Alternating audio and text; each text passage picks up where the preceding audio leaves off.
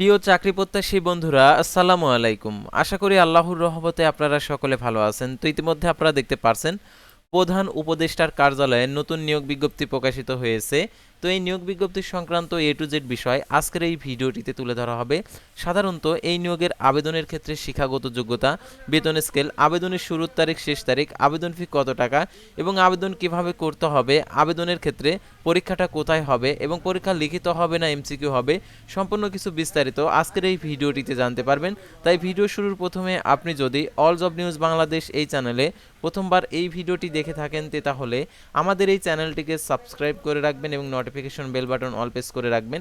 এই ভিডিওটিতে একটি লাইক করে দেবেন। আর যারা ইতিমধ্যে আমাদের এই চ্যানেলটিকে সাবস্ক্রাইব করে পাশে রয়েছেন তাদেরকে অসংখ্য ধন্যবাদ।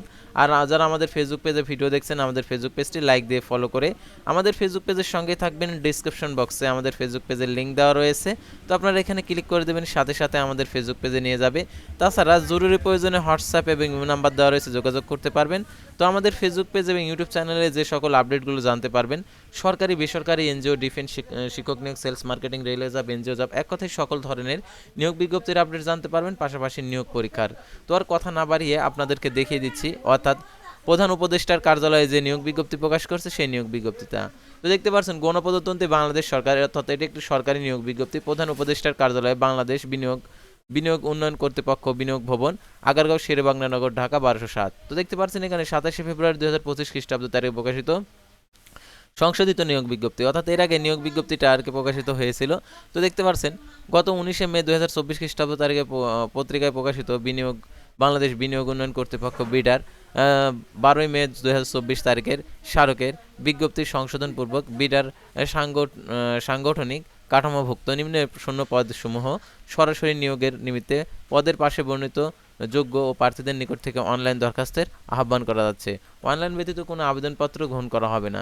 তো দেখতে পাচ্ছেন প্রথমে পদের নাম, বেতন স্কেল সিস্টেম অ্যানালিস্ট 43,000 টাকা থেকে 69,850 টাকা বেতনে, অনূর্ধ্ব 40 বছর। পদের সংখ্যা একটি। কোনো স্বীকৃত বিশ্ববিদ্যালয় হতে computer science and engineering, electrical, electronics and engineering, information and communication technology সংশ্লিষ্ট ক্ষেত্রে বিষয়ে দ্বিতীয় শ্রেণীর সমান সিজিপিতে স্নাতক সমান ডিগ্রি। সরকারি কোনো সরকারি স্বশাসিত আধা স্বশাসিত সংবিধিবদ্ধ প্রতিষ্ঠানে সরকারি system analyst, programmer, computer operation supervisor হিসাবে 3 বছরের চাকরির আর কি অভিজ্ঞতা। আর এখানে দেখতে পাচ্ছেন এখানে সংশ্লিষ্ট সেক্টরে স্বীকৃত কোনো উদ্ভাবন বিশেষ যোগ্যতা হিসাবে বিবেচিত হবে। প্রোগ্রামার দেখতে পাচ্ছেন 35,500 টাকা থেকে 67,010 টাকা বেতনে। পদের সংখ্যা একটি, অনূর্ধ্ব 35 বছর। কোনো স্বীকৃত বিশ্ববিদ্যালয় হতে computer science and engineering, electrical and electronics engineering, information and communication technology সংশ্লিষ্ট বিষয়ে দ্বিতীয় শ্রেণী সমান সিভিতে 4 বছর মেয়াদী স্নাতক সমান ডিগ্রি। কোনো সরকারি স্বশাসিত, আধা সরকারি স্বশাসিত সংবিধিবদ্ধ সিনিয়র কম্পিউটার অপারেটর হিসাবে, প্রোগ্রামার এবং সহকারী রক্ষণাবেক্ষণ প্রকৌশল হিসাবে 4 বছরের চাকরির অভিজ্ঞতা। তারপর দেখতে পাচ্ছেন সহকারী পরিচালক 22,000 টাকা থেকে 53,060 টাকা, অনূর্ধ্ব 32 বছর। পদের সংখ্যা 16টি। কোনো স্বীকৃত বিশ্ববিদ্যালয় হতে ন্যূনতম দ্বিতীয় শ্রেণী সমান সিএপিতে স্নাতক সমান ডিগ্রি, ন্যূনতম দ্বিতীয় শ্রেণী সমান সিএপিতে এমএস অফিস পরিচালনার দক্ষতা এবং শিক্ষা জীবনে কোনো স্তরে একাধিক তৃতীয় শ্রেণী বিভাগ বা সমান সিপিএ গ্রহণযোগ্য নয়। তারপর দেখতে পাচ্ছেন হিসাব রক্ষণ কর্মকর্তা 22,000 টাকা থেকে 53,060 টাকা, অনূর্ধ্ব 32 বছর। পদের সংখ্যা একটি। কোনো স্বীকৃত বিশ্ববিদ্যালয় হতে বাণিজ্য কোনো বিষয়ে ন্যূনতম দ্বিতীয় শ্রেণী সমান সিএপিতে স্নাতক সমান ডিগ্রি এবং ন্যূনতম দ্বিতীয় শ্রেণী সমান সিএপিতে স্নাতক ডিগ্রি, এমএস অফিস পরিচালনার দক্ষতা, শিক্ষা জীবনে কোনো একাধিক তৃতীয় শ্রেণী বা বিভাগ সিজিপিএ গ্রহণযোগ্য নয়। তবে দেখতে পাচ্ছেন জনসংযোগ কর্মকর্তা 22,000 টাকা থেকে 53,060 টাকা, অনূর্ধ্ব 32 বছর। পদের সংখ্যা একটি। কোনো স্বীকৃত বিশ্ববিদ্যালয় হতে পাবলিক রিলেশন, গণযোগাযোগ, সাংবাদিকতা, আন্তর্জাতিক সম্পর্ক, ইংরেজি বিষয়ে ন্যূনতম দ্বিতীয় শ্রেণী সমান সিএপিতে স্নাতক সমান ডিগ্রি এবং দ্বিতীয় শ্রেণী সমান সিএপিতে স্নাতক ডিগ্রি, এমএস অফিস পরিচালনার দক্ষতা, শিক্ষা জীবনে কোনো তৃতীয় স্তরে একাধিক তৃতীয় শ্রেণী বা বিভাগ সিজিপিএ গ্রহণযোগ্য নয়। তারপরে দিতে পারছেন সহকারী প্রোগ্রামার 22,000 টাকা থেকে 53,060 টাকা, অনূর্ধ্ব 32 বছর। পদের সংখ্যা একটি। কোনো স্বীকৃত বিশ্ববিদ্যালয়তে computer science and engineering, electrical and electronics, information and communication technology সংশ্লিষ্ট দ্বিতীয় শ্রেণী সমান সিপিতে স্নাতক ডিগ্রি। তারপর ফোরম্যান অটোমোবাইল 16,000 টাকা থেকে 38,640 টাকা, পদের সংখ্যা একটি। কোনো স্বীকৃত ইনস্টিটিউট হতে প্রতিষ্ঠান হতে অটোমোবাইল ইঞ্জিনিয়ারিং 4 বছর মেয়াদী ডিপ্লোমা, এমএস অফিস পরিচালনার দক্ষতা, শিক্ষা জীবনে কোনো স্তরে একাধিক তৃতীয় শ্রেণী বা সমান সিজিপিএ গ্রহণযোগ্য নয়। তারপরে দেখতে পাচ্ছেন মেইনটেন্স সহকারে 11,300 টাকা থেকে 27,300 টাকা অনূর্ধ্ব 32 বছর পদের সঙ্গে একটি কোনো স্বীকৃত নিশ্চিত হইতে প্রতিষ্ঠান হইতে কম্পিউটার ইঞ্জিনিয়ারিং বিষয়ে দ্বিতীয় শ্রেণী সমান সিপিএতে diploma degree, computer hardware software পরিচালনার দক্ষতা, শিক্ষা জীবনে কোনো স্তরে একাধিক তৃতীয় শ্রেণী বা সমান সিজিপিএ গ্রহণযোগ্য নয়। তারপরে দেখতে পাচ্ছেন লাইব্রেরিয়ান 11,300 টাকা থেকে 22,300 টাকা কোনো এটার জন্য অনূর্ধ্ব 32 বছর পদের সঙ্গে একটি কোনো স্বীকৃত বিশ্ববিদ্যালয় হতে গ্রন্থাগার বিজ্ঞানে দ্বিতীয় শ্রেণী সমান সিপিএতে স্নাতক ডিগ্রি, এমএস অফিস পরিচালনার দক্ষতা, শিক্ষা জীবনে কোনো স্তরে একাধিক তৃতীয় শ্রেণী বিভাগ সমান সিপিএ গ্রহণযোগ্য নয়। তারপরে দেখতে পাচ্ছেন অডিটর 32 বছর, এটা পদের সংখ্যা 2টি। এটা দেখতে পাচ্ছেন কোনো স্বীকৃত বিশ্ববিদ্যালয়তে বাণিজ্য বিষয়ে দ্বিতীয় শ্রেণী সমান সিপিএতে স্নাতক ডিগ্রি, এটার জন্য এমএস অফিস পরিচালনার দক্ষতা, শিক্ষা জীবনে কোনো স্তরে তৃতীয় শ্রেণী বিভাগ গ্রহণযোগ্য নয়। তারপর দেখতে পাচ্ছেন বিনিয়োগ সহকারী 9,300 টাকা থেকে 22,490 টাকা অনূর্ধ্ব 32 বছর পদের সংখ্যা 24টি কোনো স্বীকৃত বিশ্ববিদ্যালয় হতে দ্বিতীয় শ্রেণী সমান সিপিএতে স্নাতক ডিগ্রি, এমএস অফিস পরিচালনার দক্ষতা অভিজ্ঞতা থাকতে হবে, শিক্ষা জীবনে কোনো স্তরে তৃতীয় বিভাগ শ্রেণী গ্রহণযোগ্য নয়।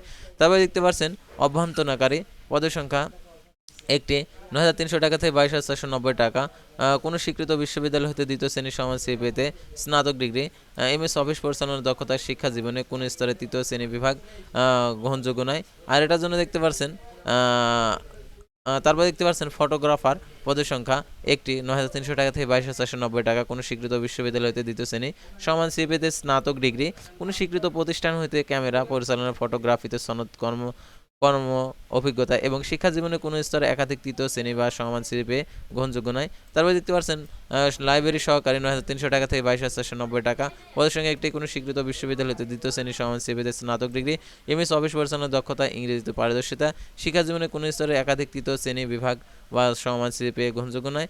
তার অফিস সহায়ক অনূর্ধ্ব 32 বছর, এটা হচ্ছে 55টি পদের সংখ্যা 8,250 টাকা থেকে 20,010 টাকা কোনো স্বীকৃত বোর্ড হতে মাধ্যমিক স্কুল সার্টিফিকেট সমান পরীক্ষা উত্তীর্ণ। আর এখানে দেখতে পাচ্ছেন বিগত 19 মে 2024 তারিখে দৈনিক কালের কণ্ঠ, দৈনিক সমকাল, দৈনিক ইত্তেফাক এর পত্রিকায় প্রকাশিত যে বিজ্ঞপ্তিতে যারা আবেদন করেছেন তাদেরকে পুনরায় আবেদন আর না করলেই হবে, অর্থাৎ পুনরায় আবেদন করতে হবে না। আর অনলাইন আবেদনপত্র পূরণ ও পরীক্ষার ফি জমাদানের শুরুর তারিখ সেটা আপনাদেরকে দেখিয়ে দিচ্ছি। তো দেখতে পাচ্ছেন এখানে যে কথাগুলো বলা রয়েছে, অর্থাৎ যে bida.teltok.com.bd পোর্টালে ডাউনলোড করে অ্যাপ্লিকেশন কপিতে একটি রঙিন প্রিন্ট করে সংরক্ষণ কোঠার প্রয়োজনীয় কাগজপত্র থাকতে হবে, অন্যথায় কোঠার বাতিল হবে। আর এখানে প্রার্থীকে অবশ্যই বাংলাদেশি নাগরিক ও বাংলাদেশের স্থায়ী বাসিন্দা হতে হবে। আর প্রার্থীকে একাধিক পদে আবেদন করতে পারবে না। 1 মার্চ 2025 খ্রিস্টাব্দ তারিখে বয়সসীমা 1 নং ক্রমিক নং উল্লেখিত পদে 18 ও সর্বোচ্চ থেকে 40 বছর, 2 নং ক্রমিকের 18 থেকে 35 বছর, 3 নং ক্রমিকে আর কি 15 দিন ও 15 নং ক্রমিকের 18 থেকে 32 বছর। বয়স মনের ক্ষেত্রে এফিডেভিট গ্রহণযোগ্য নয়। আর অনলাইন আবেদনপত্র পূরণ ও পরীক্ষার ফি জমাদানের শুরুর তারিখ সেটা আপনাদেরকে দেখিয়েছি। আর এটাতে সাধারণত যে পরীক্ষাটা হবে, অর্থাৎ লিখিত এবং মৌখিক পরীক্ষার জন্য তারা কোনো প্রকার টিএডিএ প্রদান করবে না, যেহেতু লিখিত মৌখিক পরীক্ষা অনুষ্ঠিত হবে, তো এখানে এমসিকিউ কোনো পরীক্ষা হবে না। আর এটার জন্য দেখতে পাচ্ছেন আবেদনের শুরুর তারিখ বা অনলাইনে পরীক্ষায় অংশগ্রহণ ইচ্ছুক প্রার্থীগণকে bida.teltok.com.bd ওয়েবসাইটে আবেদন ফর্ম পূরণ করতে পারবেন। আবেদনের সময়সীমা নিম্নরূপ: অনলাইন আবেদনপত্র পূরণ ও পরীক্ষার ফি জমাদানের শুরুর তারিখ দেখতে পাচ্ছেন 4 মার্চ 2025 সকাল 10টা, অনলাইন আবেদনপত্র জমাদানের শেষ তারিখ 3 এপ্রিল 2025 বিকেল 5টা। উক্ত সীমার মধ্যে ইউজার আইডি প্রাপ্ত প্রার্থীগণ অনলাইন আবেদনপত্র সাবমিট করা হলে 72 ঘন্টার মধ্যে পরীক্ষার ফি জমা দিতে পারবেন। আর 300x300 পিক্সেল ছবি, 300x80 পিক্সেল স্বাক্ষর আপলোড করতে হবে। আর কত টাকা প্রদান করতে হবে দেখতে পাচ্ছেন এখানে 1 থেকে 6 নং পদের জন্য 223 টাকা, 7 নং ক্রমিক নং পদের জন্য 7 নং ক্রমিক নং পদের জন্য 223 টাকা। তারপরে দেখতে পাচ্ছেন এখানে 8 থেকে 9 নং পদের জন্য 150 টাকা প্লাস টেলটক সার্ভিস সহ 168 টাকা, 10 থেকে 14 নং ক্রমিক নং পদের জন্য 112 টাকা, আর 15 নং কমিক নং পদের জন্য 50 টাকা। আর শারীরিক প্রতিবন্ধী ক্ষুদ্র নৃগোষ্ঠী ও তৃতীয় লিঙ্গ অনগ্রসর আর প্রার্থীদের ক্ষেত্রে 56 টাকা সকল পদের ক্ষেত্রে। আর এই নিয়োগের প্রবেশপত্রটি আপনারা যে মোবাইল নাম্বারটি দেবেন সেই মোবাইল নাম্বারে SMS এর মাধ্যমে প্রেরণ করবে, সেহেতু সেই মোবাইল নাম্বারটা সচ্ছল রাখবেন। তো আজকের ভিডিওটি ছিল সাধারণত প্রধান উপদেষ্টার কার্যালয়ের নিয়োগ বিজ্ঞপ্তি নিয়ে। তো পরবর্তী ভিডিওতে আবারও কোনো নতুন জব সার্কুলার নিয়ে আপনাদের সামনে হাজির হব। সে পর্যন্ত সবাই ভালো থাকবেন, সুস্থ থাকবেন, আর অবশ্যই আমাদের ফেসবুক পেজটি লাইক দিয়ে ফলো করে ইউটিউব চ্যানেলটি সাবস্ক্রাইব করে পাশে থাকবেন।